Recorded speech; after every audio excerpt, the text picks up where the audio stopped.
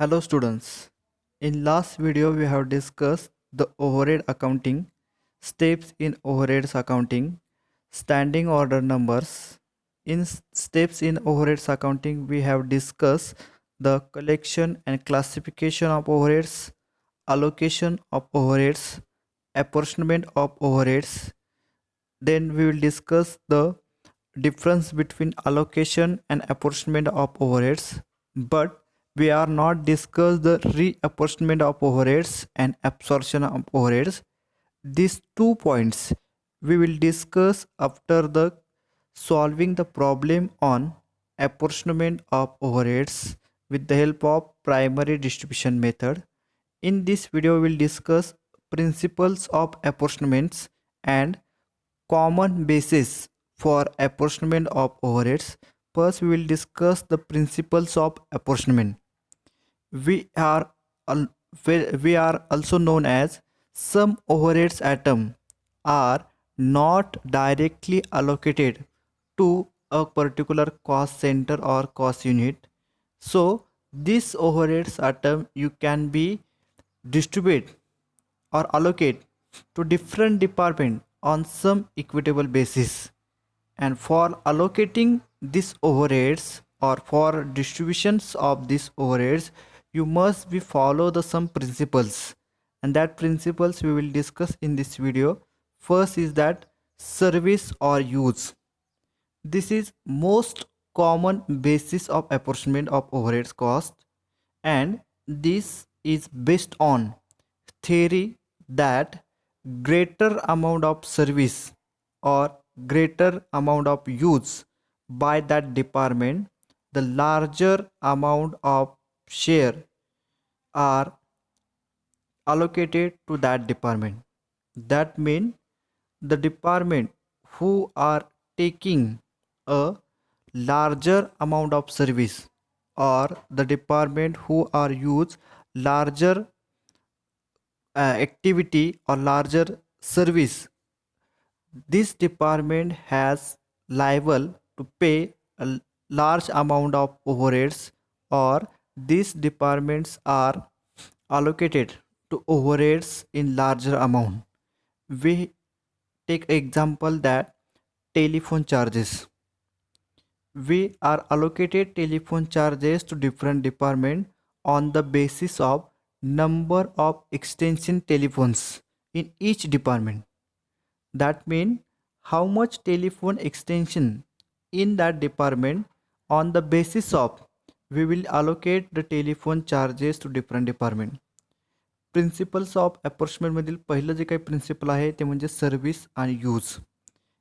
हे जे काही प्रिन्सिपल आहे हे प्रिन्सिपल एका थिअरीच्या बेसवर आधार आहे. ती थिअरी म्हणजे काय, की जेवढे अमाऊंट त्या ठिकाणी किंवा जेवढे तुम्ही सर्व्हिस किंवा त्या डिपार्टमेंटनी जेवढा जास्त यूज केला असेल तेवढी अमाऊंट ओव्हरहेडची काय करायची, त्या डिपार्टमेंटला चार्ज करायची किंवा अलोकेट करायची.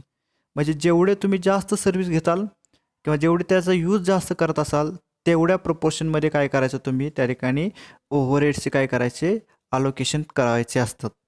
उदाहरण आपण दिलेलं होतं की टेलिफोन चार्जेस. म्हणजे आपल्या व्यवसाय संस्थेमध्ये जेवढे काही डिपार्टमेंट आहेत या प्रत्येक डिपार्टमेंटचा त्या ठिकाणी काय करायचं, आपल्याला टेलिफोन चार्जेस अलोकेट करायचे.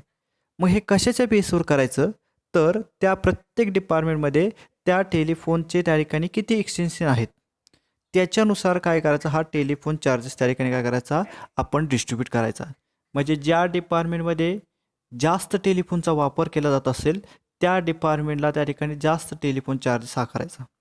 ज्या डिपार्टमेंटमध्ये कमी स्वरूपात त्या ठिकाणी टेलिफोनचा यूज केला जात असतो अशा डिपार्टमेंटला कमी टेलिफोन चार्जेस त्या ठिकाणी आकारला जात असतो. म्हणजेच तुम्ही टेलिफोनचा वापर किती करत आहात, तुमच्या डिपार्टमेंटमध्ये टेलिफोनचे स्विच किती आहेत याच्यानुसार त्या ठिकाणी काय केलं जातं, ओव्हरहेड्स अलोकेट केले जात असतात. Second point is that actual benefit. According to this principle, common overheads are apportioned on the basis of actual benefit received. This method is adopted where measurement of actual benefit is possible.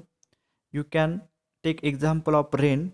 Rent can be apportioned on the basis of area occupied by each department. दुसरा जो काही principal आहे ते दुसरं principal म्हणजे काय, actual benefit. आपल्या सर्वांनाच माहिती आहे काही कॉमन ओव्हरहेड्स आहेत की जे कॉमन ओव्हरहेड्स आपण इझिली त्या ठिकाणी अप्रोक्सिमेट करू शकतो, कारण त्या डिपार्टमेंटने ॲक्च्युअल त्या एखाद्या सर्व्हिसचा किंवा एखाद्या ॲक्टिव्हिटीचा किती बेनिफिट्स घेतलेला आहे याच्यानुसार आपण त्या ठिकाणी ओव्हरहेड्स अलोकेट करू शकतो. यासाठी काही कॉमन जे ओव्हरहेड्स आहेत ते कॉमन ओव्हरहेड्स आपल्याला त्या ठिकाणी इझिली त्या बेनिफिट्स किती रिसीव्ह झालेलं आहे हे आपल्याला त्या ठिकाणी फाइंड आउट होत असतं. उदाहरण दिलेलं आहे रेंटचं. रेंट आपल्याला त्या ठिकाणी अलोकेट करायचं आहे, परंतु तो आपण त्या ठिकाणी इझिली आपण फाइंड आउट करू शकतो की प्रत्येक डिपार्टमेंटला रेंट किती अलोकेट करायचं आहे, कारण ज्या डिपार्टमेंटने जो काही फ्लोअर एरिया ऑक्युपाय केला असेल त्याच्यानुसार आपण रेंट पेड करणार आहोत. Third point is that survey method. This method is use for those overhead cost that are not closely related to department and whose remote or necessities for distribution. Survey method म्हणजे काय की काही overheads atoms आहेत की जे overheads atoms त्या ठिकाणी closely एखाद्या डिपार्टमेंटशी नसतात, परंतु त्या ठिकाणी त्या संदर्भातले जे काही ओव्हरहेड्स आहेत ते ओव्हरहेड्स आपल्याला काय करावं लागतात, डिस्ट्रीब्यूट करावं लागतात. For example general manager. The general manager give his service to different department, but at the time of giving the salary of general manager, this salary can be distributed to different department on the basis of how much time spent for survey in this department. If the larger time has spent to particular department, the general manager salaries are allocated to that department in large amount, and vice versa.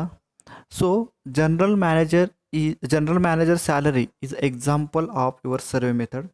Survey method म्हणजे या मेथडमध्ये जे काही overheads आहेत ते overheads तुमच्या त्या डिपार्टमेंटशी एकदम क्लोज नसतात, परंतु ते ओव्हरहेड्स तुम्हाला डिस्ट्रीब्यूट करावे लागत असतात. उदाहरण आपण घेतलेलं होतं की जनरल मॅनेजरची सॅलरी आहे. मग जनरल मॅनेजरची सॅलरी देत असताना ती सॅलरीचे जे काही ओव्हरहेड्स आहेत हे ओव्हरहेड्स त्या वेगवेगळ्या डिपार्टमेंटला अलोकेट करायचे, पण ते कशाच्या बेसवर करायचे, तर त्या जनरल मॅनेजरने त्या विशिष्ट डिपार्टमेंटला दिलेला वेळ किंवा विशिष्ट त्या ठिकाणी त्या डिपार्टमेंटचा केलेला सर्वे. मग ज्या डिपार्टमेंटमध्ये जास्त सर्वे केला असेल त्या डिपार्टमेंटला जास्त ओव्हरहेड्स त्या ठिकाणी डिस्ट्रीब्यूट केले जात असतात. ज्या डिपार्टमेंटमध्ये कमी कालावधीसाठी सर्वे केला असेल त्या डिपार्टमेंटला त्या ठिकाणी कमी डिस्ट्रीब्यूट ओव्हरहेड्स अलोकेट केले जात असतात. लास्ट पॉईंट आहे ॲबिलिटी टू पे मेथड. आता ही जी काही ॲबिलिटी टू पे मेथड आहे, this is based on the theory of taxation which hold that those who are largest income should bear the highest proportion of tax burden in overheads distribution. Those departments which have largest income may be charged the largest amount of overheads. Ability to pay method ही method त्या ठिकाणी theory of टॅक्सेशनच्या बेसवर आहे. Theory of taxation काय सांगतं, तर जेवढे तुमचं उत्पन्न जास्त असेल तेवढं तुम्हाला टॅक्स जास्त पेड करावा लागतो. सेम ही जी काही थिअरी आहे ही थिअरी त्या ठिकाणी ओव्हरहेडच्या बाबतीत त्या ठिकाणी आपण फॉलो करू शकतो की ज्या डिपार्टमेंटचा इन्कम सर्वात जास्त आहे त्या डिपार्टमेंटला ओव्हरहेड डिस्ट्रीब्युशन जास्त करायचे. ज्या डिपार्टमेंटचा त्या ठिकाणी इन्कम खूप कमी आहे अशा डिपार्टमेंटला त्या ठिकाणी ओव्हरहेड डिस्ट्रीब्युशन करताना खूप कमी प्रमाणात करायचे.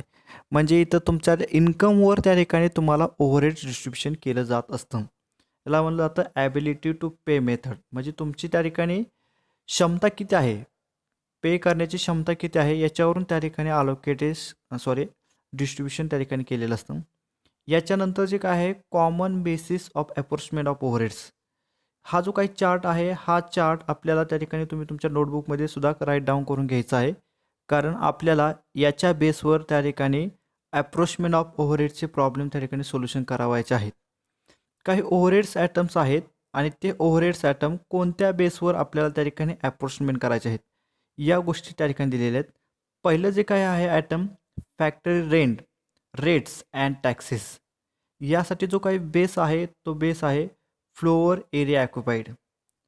त्याच्यातील दुसरा मुद्दा आहे repairs and maintenance of factory building air conditioning. यासाठी सुद्धा त्या ठिकाणी आपला बेस आहे तो बेस त्या ठिकाणी फ्लोअर एरिया ऑक्युपाईड आहे.